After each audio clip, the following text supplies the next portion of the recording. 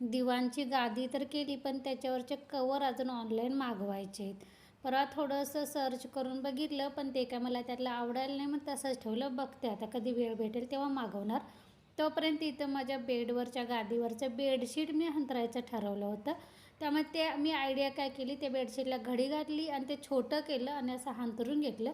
उशी कवर पण कधी माझं ते मोठ्या बेडचेच होते, त्यामुळे ते घडी करून ठेवले. तुम्हाला कसे वाटले ते सांगा. त्यानंतर पहिल्यांदा खिडकी उघडली. थंडीचे तर उघडू वाटत नाही, पण कधी कसं कोंदट असं वाटतंय.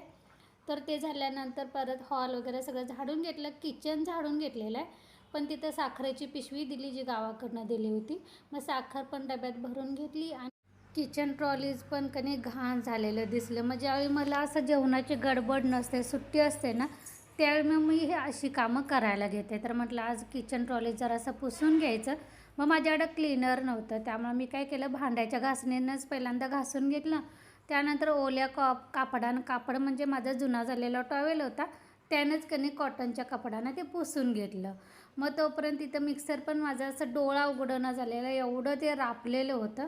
तनूनं थोडंसं त्याला पुसायला लावलं, त्यानं पुसलं होतं, पण आपलं समाधान थोडंच होतं. त्यामुळे मी परत एकदा त्याच्यावरनं हात फिरवला आणि मिक्सर पण स्वच्छ केला. तर तुम्हाला ट्रॉलीज आणि मिक्सर बघितलं असेल किती भारी झालं. म्हणजे आमच्या कोल्हापूरच्या शब्दात म्हणायचं झालं तर आत्ता जरा डोळा उघडला त्याने.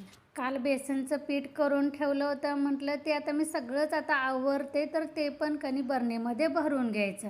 तर हातानं पहिल्यांदा भरायला बघितलं, पण ते काय नांदणं झालं.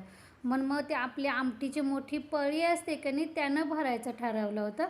म्हणून म्हटलं पहिल्यांदा हात धुवून घ्यायचं आणि त्या पळीनं बघितलं, तर त्यानं नीट अगदी व्यवस्थित कणी बरणीच्या त्या टोपणाच्या तोंडामधून जाऊन व्यवस्थित पीठ भरून घेतलं. त्यानंतर सांडलेलं सगळं परत एकदा पुसून घेतलं कापडानं.